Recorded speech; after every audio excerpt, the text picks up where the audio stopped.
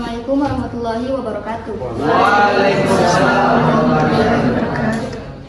Di sini kami dari kelompok 3 akan melanjutkan pemaparan materi mengenai kurangnya sumber pemasukan sekolah yang hanya bersandar pada keuangan yang berasal dari siswa. Saya Putri Utami Hamidah selaku moderator, Envia Jumaida selaku videografer, dan pemateri Fadian Nilawati, Ismail, dan Rifkan Nur Musyafira. Langsung saja saya persilakan kepada Fadian Nilawati selaku pembaca pertama. Baik, adapun dampak terhadap lembaga pendidikan yaitu yang pertama, kurangnya minat peserta didik untuk melanjutkan studi di sekolah.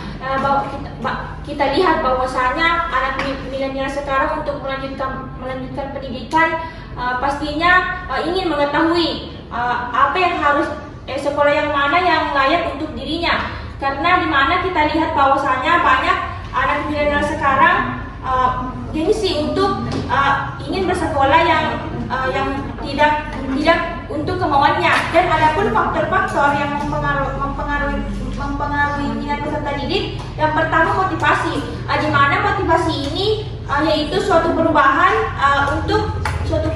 dalam timbulnya perasaan tersendiri untuk mencapai tujuan. Dan yang kedua yaitu cita-cita, di mana peserta didik ini memilih apa untuk menjadi bekal ke depannya.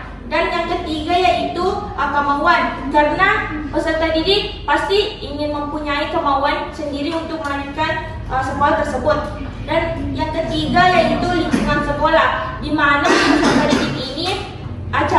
peserta didik ini melanjutkan sekolah dengan melihat lingkungan sekolah apa yang sebenarnya terjadi pada sekolah tersebut.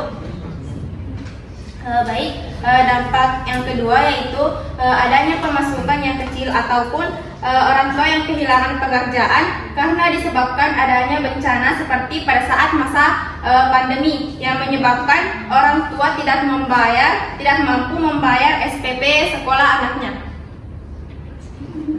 Baik, terima kasih. Selanjutnya saya akan membicarakan solusi. Jadi di sini saya mengambil solusi dari Google September tanggal 1 2020. Jadi dari pembahasan tadi yang dijelaskan bahwasanya dia mengambil dari sebelum pandemi dan setelah pandemi. Jadi di sini saya akan membacakan solusi yang diberikan sebelum dan setelah pandemi. Dari yang pertama itu membuat program kerja dan belanja prioritas. Salah satu solusi terbaik untuk mengatasi masalah finansial di tahun ajaran baru ini adalah menentukan prioritas belanja dan membuat program yang sejalan dengan upaya penghematan. Dengan adanya prioritas belanja, sekolah akan jauh lebih mudah dalam hal menentukan tujuan serta hasil yang ingin dicapai. Namun, juga harus diingat bahwa prioritas yang dibuat untuk tujuan mengendalikan kondisi atau situasi secara spesifik, seperti memperlebar ruangan anggaran dan kegiatan belanja siswa. Oleh karena itu, manajemen tidak boleh berhenti setelah merancang biaya dan mengeluarkan program belanja prioritas. Yang kedua, itu ada evaluasi fasilitas dan biaya perawatan infrastruktur. Apabila Anda dan manajemen belum dapat memutuskan kegiatan apa yang akan dijadikan sebagai program prioritas, maka lakukan evaluasi terhadap anggaran fasilitas dan perawatan. Manajemen harus benar-benar paham dan cermat dalam menilai fasilitas mana yang harus dikenakan batasan pemakaian hariannya. Sebab bila Anda sembarangan dalam menerapkan solusi ini, resiko adalah lebih beban kerja akan meningkatkan secara produktivitas menurun. Yang ketiga itu adalah buat strategi pemasukan dari sumber lain. Hampir semua sekolah di dunia sangat mengandalkan pendapatan mereka dari dana pendidikan siswa yang masuk di setiap tahunnya, khususnya untuk sekolah-sekolah swasta yang tidak terdapat insentif dari pemerintah. Beberapa yayasan lembaga pendidikan juga cukup bergantung pada dana yang berasal dari donatur seperti alumni, kelompok keagamaan, dan perusahaan. Yang keempat itu buat program khusus untuk menarik investor. Ada istilah belanjakan anggaran untuk menyelesaikan masalah keuangan. Dalam beberapa kondisi, solusi ini terbukti cukup tepat dan efektif, khususnya bagi sekolah mereka yang memang menyiapkan siswa mereka untuk bisa segera memasuki dunia kerja. Pada kondisi peralihan revolusi industri 4.0 ini, sebagian besar perusahaan di dunia secara masif sedang menyiapkan sumber daya manusia terbaik mereka agar mampu bersaing. Baik, itulah tadi saya kembalikan kepada moderator. Baik, itulah tadi pemaparan singkat dari kelompok kami. Selanjutnya saya berikan kesempatan kepada masing-masing kelompok untuk mengajukan pertanyaannya. Saya akan mengajukan pertanyaan. Saya dari perwakilan dari kelompok 2 ingin mengajukan pertanyaan untuk kelompok 3. Yang ada pun pertanyaannya, dari dampak yang Anda jelaskan tadi, menurut kami kami masih kurang setuju atau mungkin kurang paham dari pernyataan dampak yang Anda berikan, karena permasalahan yang kita angkat ini tidak sinkron dari dampak dari sekolahnya. Maksudnya dampaknya bukan untuk sekolah, kan kayak tidak sinkron dan nyambung gitu. Kan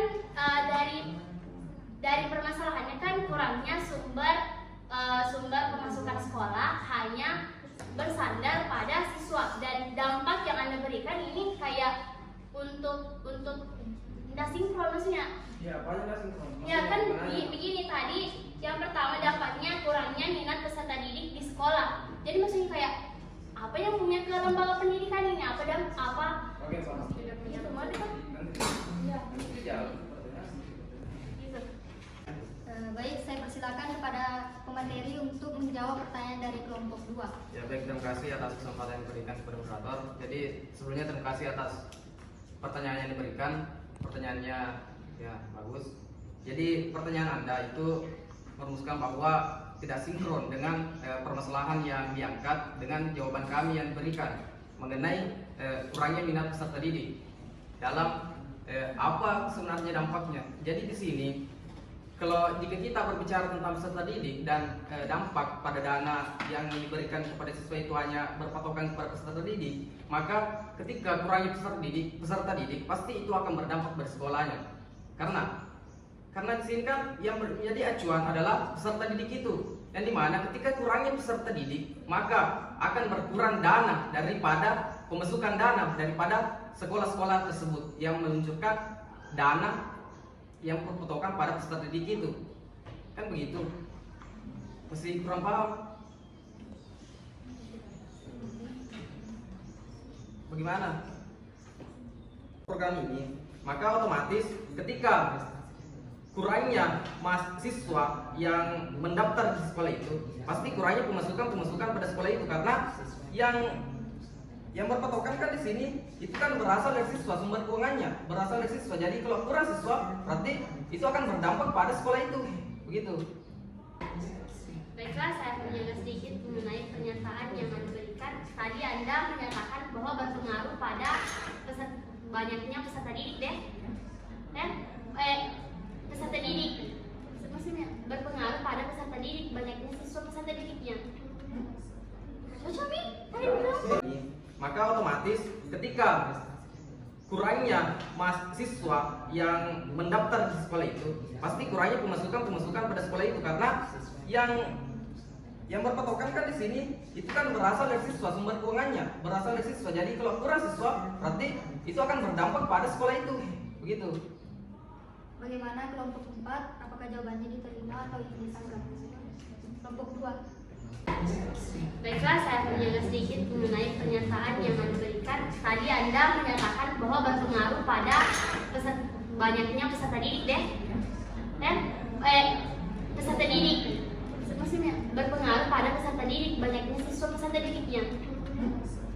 Cocok nih, tadi bilang. Cocok. Tapi tadi bilang kalau banyak peserta didik berarti berpengaruh ya, dampak positifnya. Kehilangan pekerjaan karena adanya pandemi ini, kita tinggal di rumah saja, makanya finansial daripada orang itu tidak merata, serta ada yang jatuh miskin.